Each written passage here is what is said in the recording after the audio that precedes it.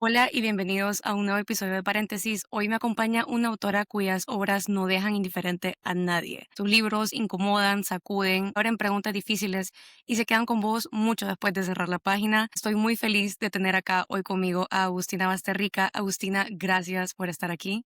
Muchas gracias a vos por la invitación. Quiero comenzar desde el origen. Me gustaría preguntarte, para quienes te leen hoy, ¿recordás cómo apareció por primera vez el deseo de escribir? ¿Hubo algún momento en el que sentiste que la escritura era el camino correcto para vos?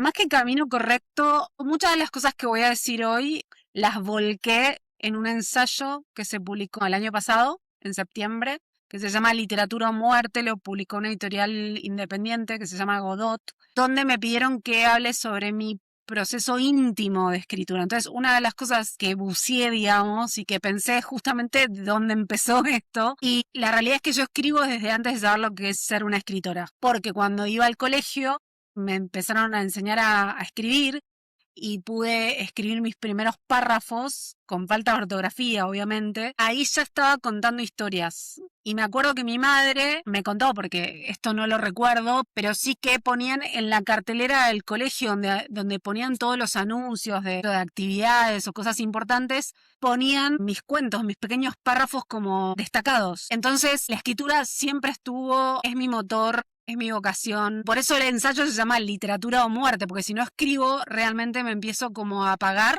y me empiezo a enfermar. Y sí, la verdad es que es mi energía vital, digamos. Si no estoy en contacto con los libros y con el arte, me desaparezco. Wow, me encanta escuchar eso. Y la verdad que se nota que la escritura no aparece solo como una vocación para vos. Muchas veces pensamos la escritura solo desde la inspiración y en tu caso también pareciera que fue un oficio que se fue construyendo con el tiempo. Genial que hayas sacado la inspiración, porque justamente una de las cosas que yo digo en ese ensayo es que la inspiración para mí no existe. De Es verdad.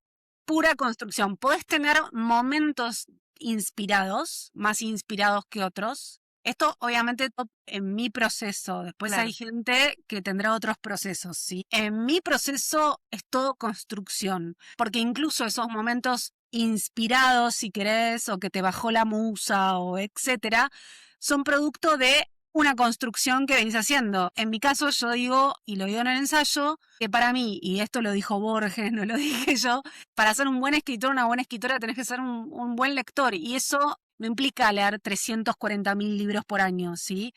Implica, para mí, si por ahí un lector que solo se dedica a leer, está genial, me encantaría poder leer esa cantidad de libros. Para mí leer implica buscar los mecanismos por los cuales ese escritor o esa escritora creó esa magia, básicamente. ¿Cómo pudo hacer esa persona para crear eso mágico, para crear ese libro en el que sigo pensando, que me movilizó, que me tocó? Entonces yo estudio algunos libros y creo que cuando llega el momento de mi propia escritura y aparece esta inspiración entre muchas comillas, tiene que ver con todo lo que leí, lo que pensé, lo que trabajé, etcétera. Cada libro que escribo tiene mucho encima, mucho trabajo, mucha investigación, mucha corrección. Pienso las palabras milimétricamente, o sea, pongo el cuerpo también. Siento que a veces idealizamos el momento en que alguien decide ser escritor como que si fuera una revelación clara, cuando en realidad creo que suele ser algo más progresivo, tal vez un proceso más íntimo, como decís vos, que te tomas el tiempo de estudiar los libros, de ir más allá. Me parece que en tu caso esa relación con la escritura que viene desde temprano en tu vida, según lo que me contás, se sigue sintiendo muy presente en tus libros,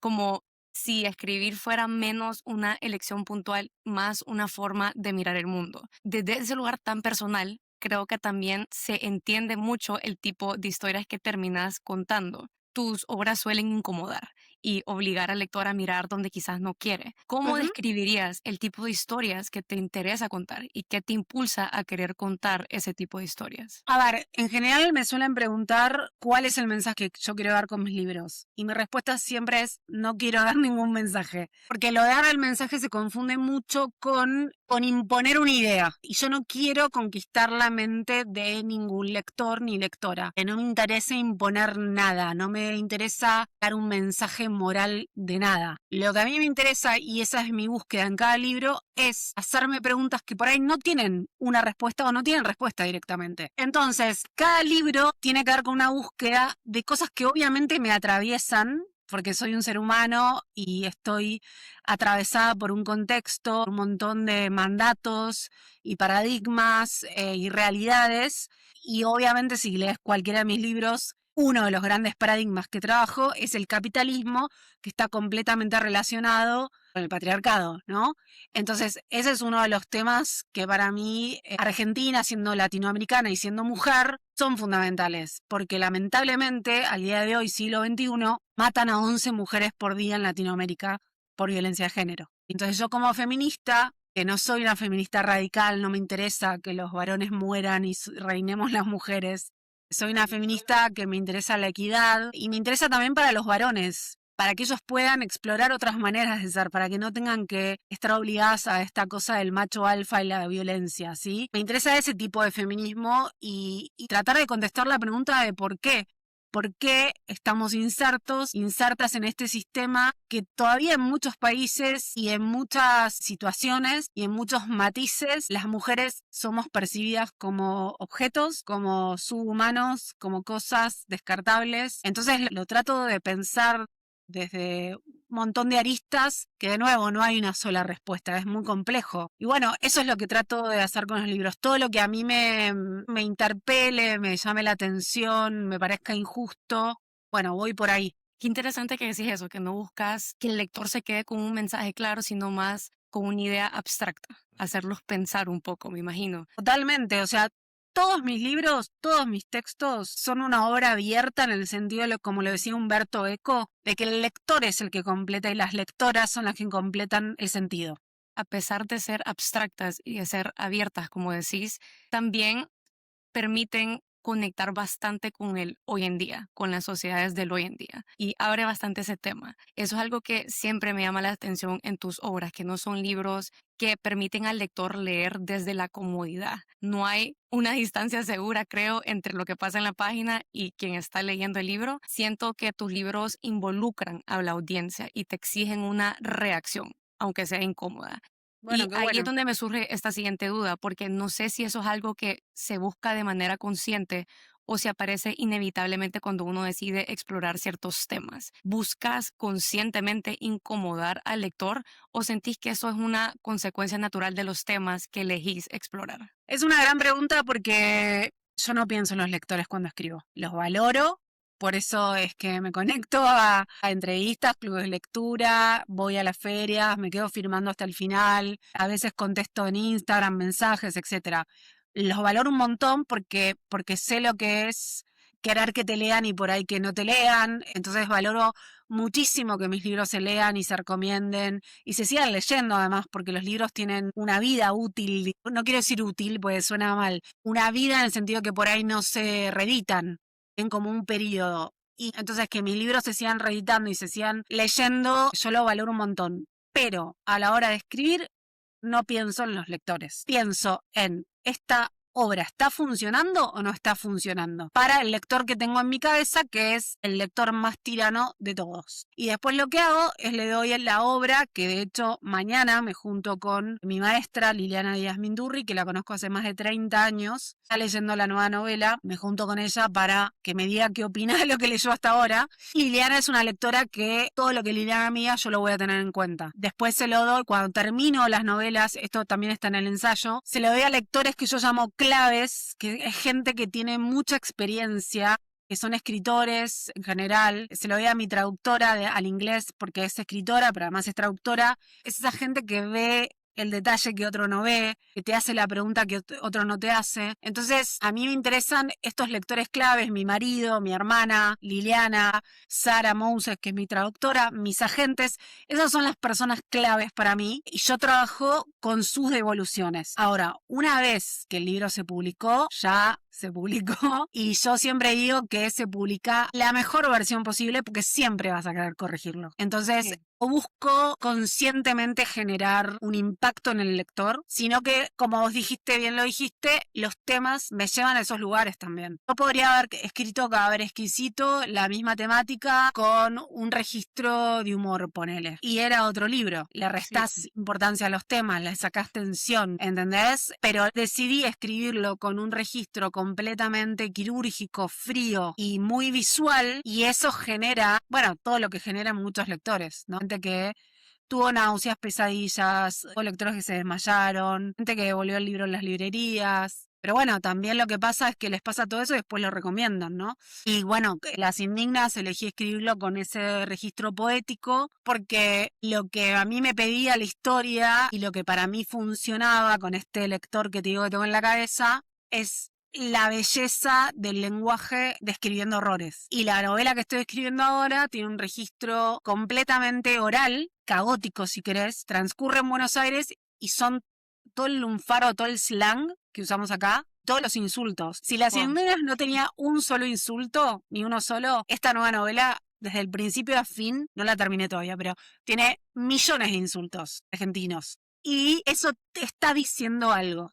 Entonces, yo trabajo así cada obra. Pero me encanta lo honesta que sos con eso, porque me parece una postura súper fuerte decidir no escribir para agradar. Tu escritura no suaviza lo que tiene que ser solo por ser más cómoda para el lector. Lo escribís como sentís que la historia se merece ser. Y siento que hay Y una gran diferencia entre provocar por provocar y escribir desde un lugar honesto, sin suavizar lo que duele. En tus libros, esa incomodidad siento que no se siente gratuita, se siente necesaria para la historia. Y creo que eso explica también por qué ciertos libros generan reacciones tan fuertes, tanto de fascinación como de rechazo. Hablando de ese impacto o incomodidad, no puedo no llevarte a Cadáver Exquisito. Es un libro con un impacto enorme, no solo en Argentina, sino a nivel internacional. ¿Cómo fue para vos atravesar ese crecimiento y esa exposición? estaba bueno lo que decías porque sí, tal cual no... A ver, quiero aclarar esto. Yo me meto en una búsqueda que puede fallar, ¿eh? Porque Cadáver Exquisito podría haber generado solo rechazo. Eso implica que no se hubiese, el libro no se hubiese movido, no lo hubiesen recomendado, no se hubiese traducido, etcétera, etcétera.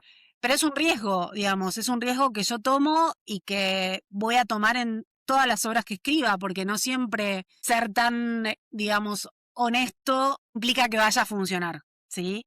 Pero bueno, yo prefiero arriesgarme y escribir desde la honestidad y dar todo, porque yo doy todo con cada obra, que escribir algo para complacer. Primero porque no tenés la garantía de que vaya a funcionar y después porque Sí. me estaría traicionando a mí misma. Y después con respecto a Cadáver Exquisito fue alucinante porque pensá que es mi segunda novela, o sea, fue mi tercer libro, porque yo había publicado Matar a la niña, que es una novela que es mala, o sea, no la voy a reeditar. Es una búsqueda que para mí falló la ejecución de lo que yo quería decir, pero bueno, era mi primera novela. Después publiqué los cuentos en una edición muy chiquita con el título de Antes del encuentro feroz, que después se reeditaron con algunos cambios en 19 garras y un pájaro oscuro. Después, Cadáver Exquisito, o sea, no tenía tanta obra, si bien tenía experiencia en el sentido que ya había dado algunas entrevistas, pero ganar el premio Clarín fue importantísimo. El premio no garantiza que la obra funcione ni que se traduzca, porque hay muchos premios del Clarín que no pasó nada, pero sin duda fue un gran puntapié porque me publicó Alfaguara, mi actual editorial, y bueno, me permitió viajar por Argentina, viajar por el mundo, seguir como construyendo la carrera de escritora que a veces, en muchos casos yo lo veo, gente muy, muy, muy talentosa que no le pasa esto. Imagino que también ha de haber sido impactante ver cómo algo tan personal se volvió algo tan colectivo con toda la fama y popularidad que agarró Cadáver Exquisito. Y al mismo tiempo me parece muy humano eso que decís, porque el éxito no siempre es solo celebración. Vos cuando sacaste Cadáver Exquisito, como decís, venías de un recorrido anterior donde tal vez tus libros anteriores no habían sido tus mejores trabajos según tus expectativas hoy en día. Y Cadáver Exquisito generó tanta demanda y tanta popularidad justo por lo honesta que fuiste. Y al final del día fue un libro que cruzó fronteras, idiomas, contextos culturales muy distintos y impactó a todas esas personas de la misma manera. Como lectora, a veces yo me pregunto qué pasa con una obra cuando deja de ser solo tuya y empieza a circular de esa forma, cuando ya no controlas cómo va a ser leída, interpretada o hasta apropiada por otros.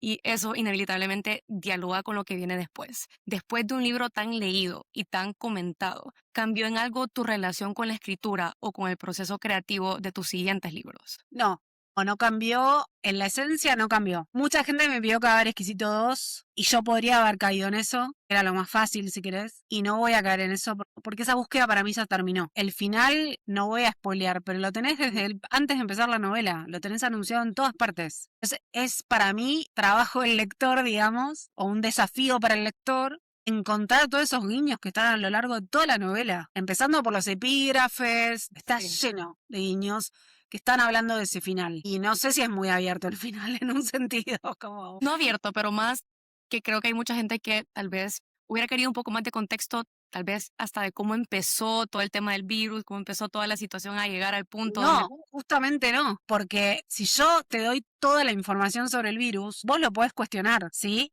Y la idea es que no lo cuestiones, que vos lo aceptes. Y muchos lectores directamente aceptan que ese virus es real. ¿Y es real o es un invento? La respuesta está en la novela, pero yo no te la voy a dar. Está en los silencios, en lo que no se dice, en lo que se omite, que es lo mismo que pasa en la realidad. O alguien acá está escuchando, o acá, ¿sabe de dónde salió el COVID? ¿Sabemos con certeza de dónde salió el COVID? No, Tenemos teorías. en teoría sí. Teorías más científicas, menos científicas, más comprobables, menos comprobables, pero son teorías. Entonces, esto también tiene que ver con el tema del virus en la novela. Ni siquiera tiene un nombre. Pero me parece clave eso que decís, de cuidar tu espacio creativo para que no se vuelva una carga y para no traicionar la historia que sentís que tenés que contar. Porque siento que muchas veces desde afuera pensamos que el éxito es solo como un punto de llegada y no como en algo que también puede generar ruido, expectativas e incluso miedo. Y me interesa mucho eso que decís sobre cómo proteger ese proceso creativo, porque escribir desde la presión de la afuera parece casi incompatible con el tipo de literatura que vos haces. Siento que tu tipo de literatura necesita tiempo, incomodidad, silencio y no sentir esa carga de la afuera. En todo ese proceso hay algo que siempre vuelve en tus textos repetidamente y tal vez esta va a ser una pregunta rara, no sé.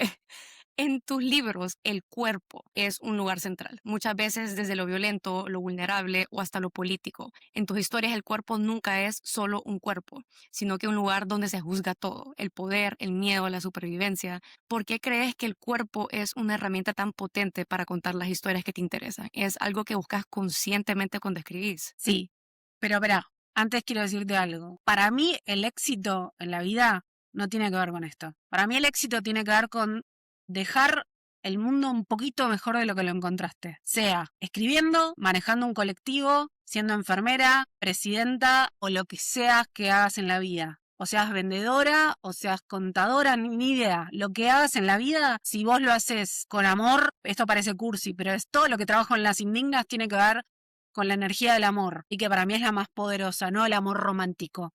El amor de la empatía, de que estamos todos conectados. Entonces, para mí, eso es el éxito. No tiene que ver con si el libro se vendió, se tradujo, yo tengo tantos seguidores en redes. Está buenísimo, lo recontravaloro y obviamente quiero que me lean, ¿sí? No estoy renegando eso. Me parece alucinante y yo agradezco todos los días. Pero tengo muy en claro que eso se acaba y lo que queda y lo que te llevas es lo que haces todos los días, independientemente si sos famoso o no famoso, si tenés seguidores o no tenés seguidores. Eso quiero decir. Entonces me parece que yo por lo menos trato de trabajar con el ego constantemente. En el minuto uno que me la creo porque tengo un seguidor más, o porque gané no sé qué premio, o porque no sé cuánto, listo. Meditación, ego, esto es ego. Hay días que pierdo y otros días que gano, ¿no? Porque obvio. Pero en ese sentido me parece fundamental tener en cuenta que para mí lo más importante en la vida son los vínculos. Los vínculos con la gente, con tus amores, digamos, con la gente diariamente, con los animales y la naturaleza. O sea, eso es lo más importante. Y después, el tema del cuerpo, sí, también es otro de los temas fundamentales en toda mi literatura, porque en el caso de las mujeres, porque es un tema súper complejo y amplio. Hay una antropóloga argentina que se llama Rita Segato, que habla de el cuerpo de las mujeres como un territorio de disputa, ¿sí? Como los hombres, los varones, no todos, pero siempre varones, dejan marcas de escritura en el cuerpo de las mujeres. ¿Esto qué quiere decir? Que dejan estos símbolos de poder en una mujer, por ejemplo, que violan, matan y tiran en el desierto de Ciudad Juárez, ¿sí? O, como pasó acá en Argentina el año pasado, un triple femicidio que las torturaron, las filmaron para un grupo cerrado de 45 personas, las mataron, las descuartizaron, tiraron sus cuerpos en bolsas de basura. Pasa todos los días. No es un caso aislado. Entonces, el cuerpo se transforma en esto, en un territorio de disputa. Esto es solo un ejemplo de toda la violencia que hay, ¿sí? Relacionada con el cuerpo y con opinar del cuerpo del otro. Y también el cuerpo sirve, digamos, se usa como un instrumento para manipular, ¿no? En el caso de las indignas con las sectas, que las estudié un montón, y bueno, generan eso. Primero te hacen sentir bienvenida porque somos animales, necesitamos estar en comunidad y necesitamos ser aceptados. O sea, en los inicios de la humanidad, si no estabas en un grupo que te protegiera, te comían los depredadores, ¿no? Sí. Entonces necesitas ser aceptado, entonces primero te sentís aceptado y después te empiezan a generar manipulaciones, generar dolor, torturas, etcétera, para que hasta te cambie la química del cerebro, ¿entendés? Y seas totalmente cooptado. En el caso del cadáver exquisito es el cuerpo como mercancía, ¿sí? Que bueno, lo podemos ver hoy con los talleres clandestinos, los talleres donde tienen esclavizada gente para que vos te compres la ropita a $2, ¿entendés? Entonces, ahí tenés otro caso, el cuerpo como un producto que genera ganancias. Así tenés miles de ejemplos. Entonces, por eso me interesa esto, trabajar con algo que es tan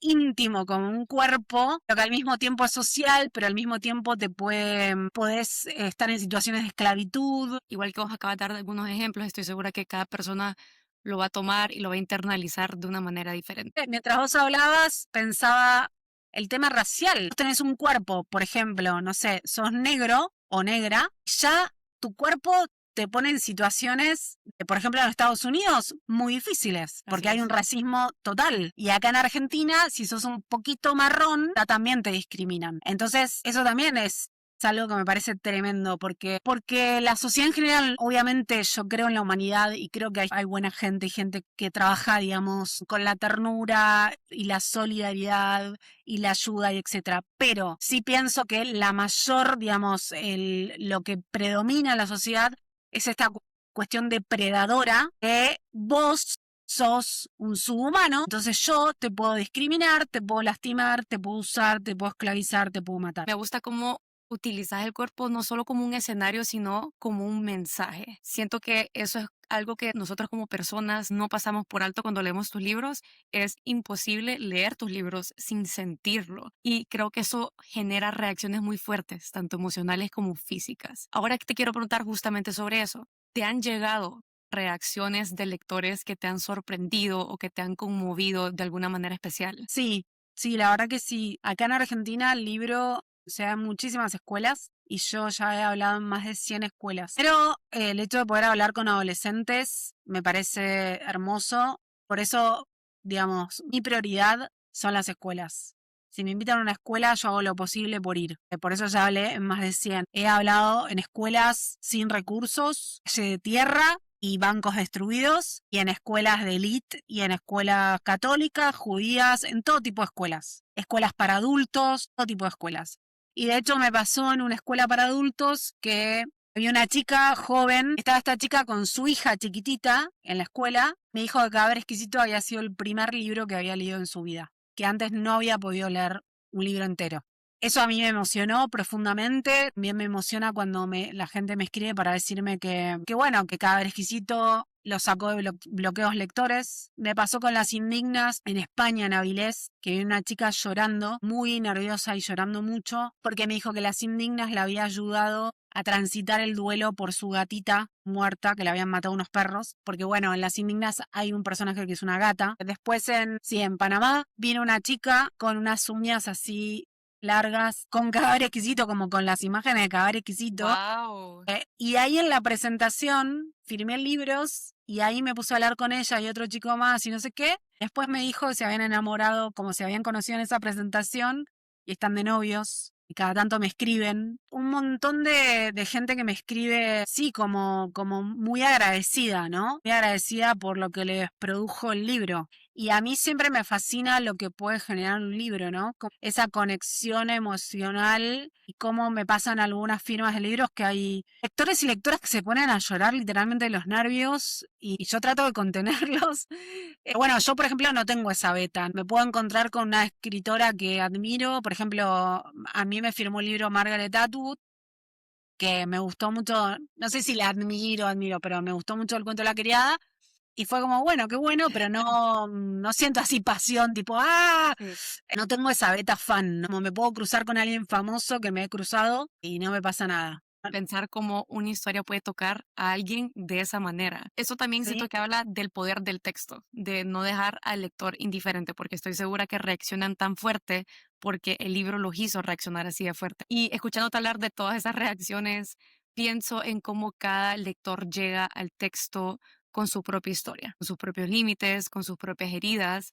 Y ahí es donde la lectura se vuelve algo profundamente personal. No todos están dispuestos a atravesar ciertas incomodidades. Y eso también dice mucho del momento que vivimos hoy en día. Y creo que también ahí aparece algo más grande que el libro en sí. ¿Sentís que la ficción puede funcionar como una forma de espejo de lo que vivimos como sociedad? sí, sin duda, sin duda. Creo que, mira, no creo en los libros ni en el arte como algo que tenga un valor de producción capitalista, ¿sí? Pero sí creo que tienen una función para entendernos como especie, para seguir pensándonos como especie. Yo creo que si mañana desaparecen los libros y el arte, desaparecemos como humanidad. Y además creo que leer lo que hace es que te conecta con la manera de pensar de personas que quizás vivieron hace 300 años o que viven en otros países, que hablan otros idiomas, que tienen otra cultura. Entonces, lo que hace la lectura es que te va ampliando tu propia mirada de la realidad. Y por eso en las dictaduras queman los libros, porque cuanto más pequeña sea tu mirada, cuanto más reducida sea tu lenguaje, podés ser controlado con mayor facilidad. Entonces, a veces los libros reflejan momentos, pero muchos libros hablan de algo que tenemos en común todos los seres humanos, que es justamente la condición humana. Entonces, a mí me interesa reflexionar sobre eso. Y creo que a veces la ficción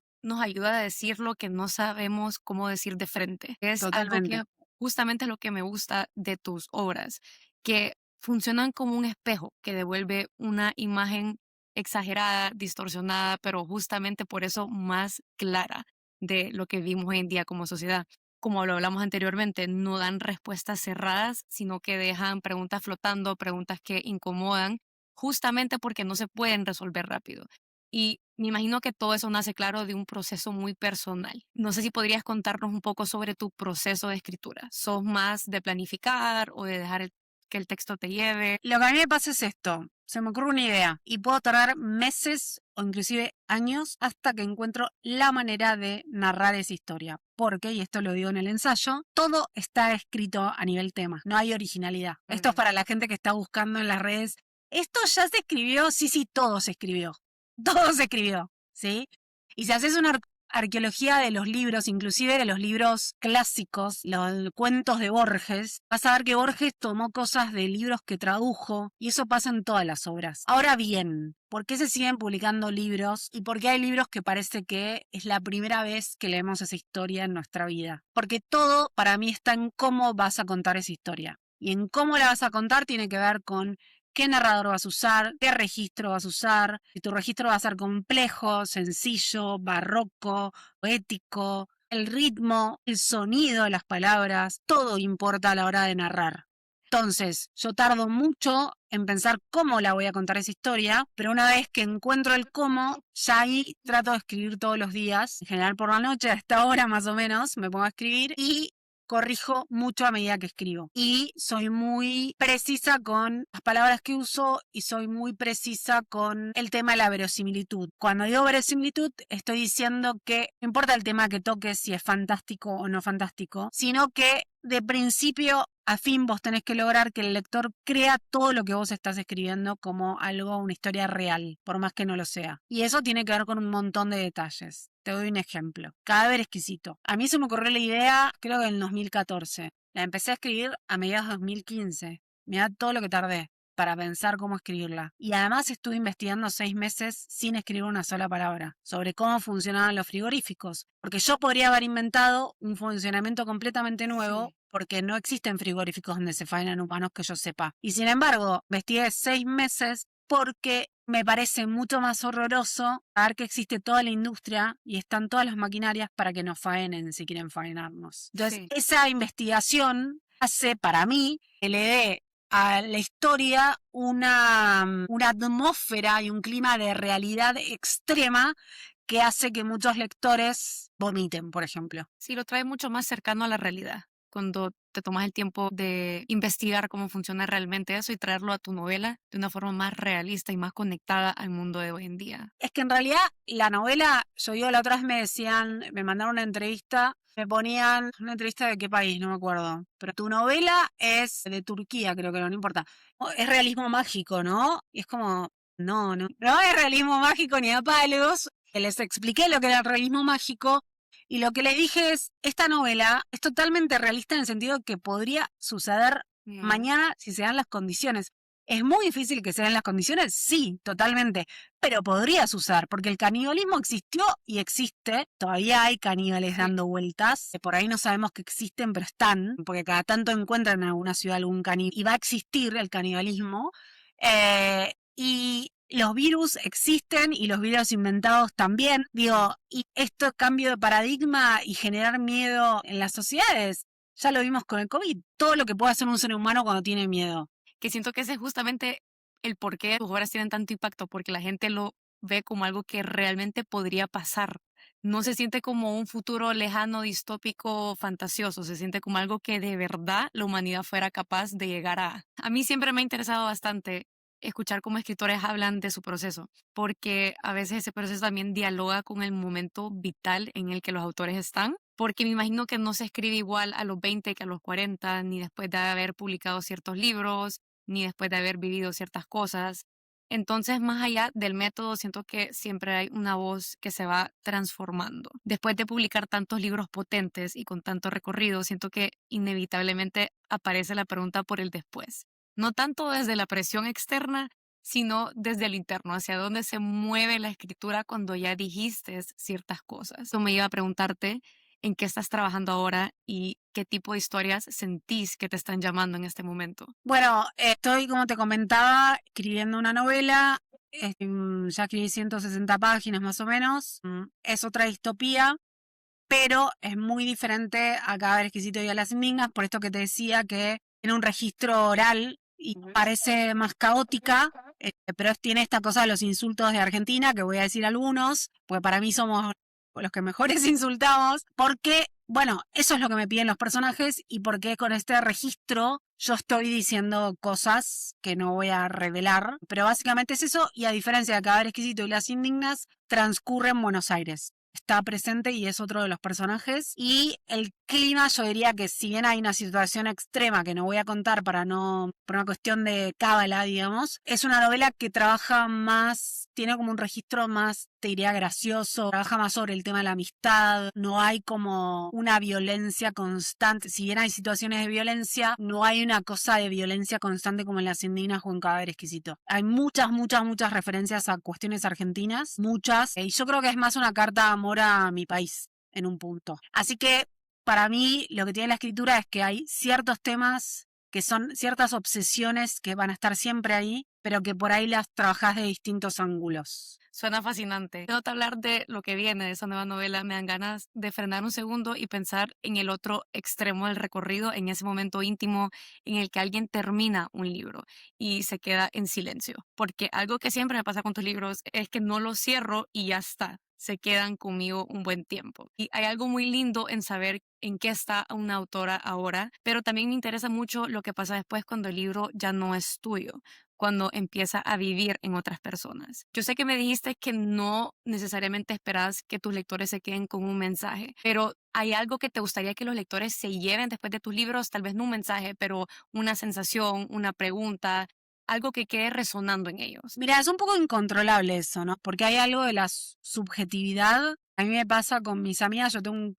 club de lectura con amigas, nos juntamos cada 15 días, elegimos un libro entre todas y lo vamos leyendo, y es increíble cómo un libro le gustó a muchas y a una no, o ciertos libros te tocan ciertas fibras, entonces es un poco incontrolable. Sí. Obviamente lo que me interesaría es que haya reflexiones con el libro, que haya links a otros libros, otras lecturas. Me pasó, me acuerdo, que una lectora vino con Las Indignas, que se había publicado hace muy poquito encima. Me dijo, lo leí 3 veces porque le sigo encontrando cosas y me sigo emocionando y sigo pensando, ¿viste? Eso es como el lector ideal en un punto, porque decís, Qué bueno, porque también me pasa que hay lectores que me dicen, lo leí en 3 horas, y yo es como, pero me llevó 3 años escribir este libro, por favor, léelo otra vez, ¿entendés? También me acuerdo que me pasó con un lector en un club de lectura, que en el club no dijo nada, que eso me pareció como medio cobarde, es como, dale, ¿por qué no lo dijiste en el club? Y después me escribió, me dijo, yo leí tu libro Las Indignas y me pareció como que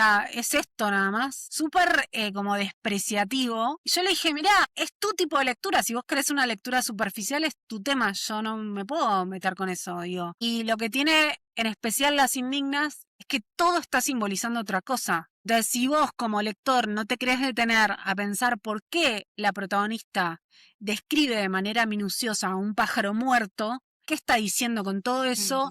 Bueno, yo no puedo hacer nada si no te querés detener con eso. Pero la simbología está. La novela está llena de círculos. Inclusive a nivel gramatical hay símbolos. Al principio de la novela tenés paréntesis, un montón de paréntesis.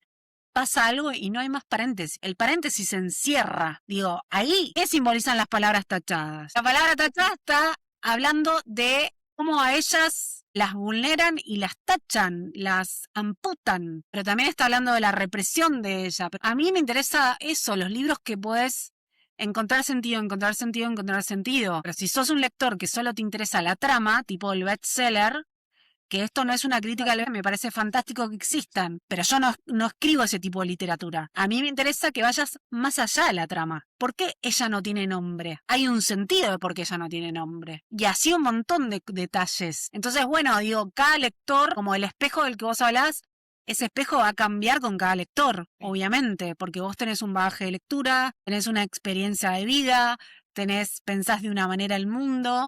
Y a mí me pasó un cadáver exquisito que hubo gente que se enojó mucho y me mandó mensajes muy violentos. Porque bueno, a mí me pareció hermoso eso porque implica que el libro le generó un montón de cosas que no sabe qué hacer con eso que le generó. Pero bueno, yo no me puedo hacer cargo de tu trauma. Claro. No, y la verdad, ahorita escuchándote hablar sobre todo el simbolismo, definitivamente yo aprecié mucho eso en Las Indignas, porque yo soy fan de leer libros por entretenimiento, los bestsellers y eso, pero también me gusta de vez en cuando agarrar un libro que me haga profundizar mucho más, tanto en historia, en los símbolos, como mentalmente, que me haga pensar, que me haga analizar, que me haga cambiar de perspectivas. Para cerrar, ¿hay algo más que quisieras compartirles o decirles a todos los que nos están oyendo?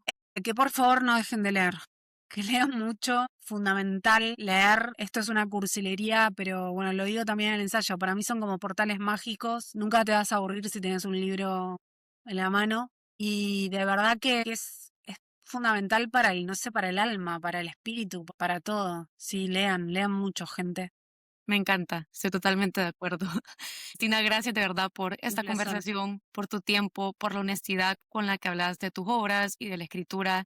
Y gracias a todos ustedes por escuchar este episodio de Paréntesis. Ojalá esta conversación les haya despertado preguntas, ganas de leer o simplemente de quedarse pensando un rato más. Nos encontramos en el próximo Paréntesis.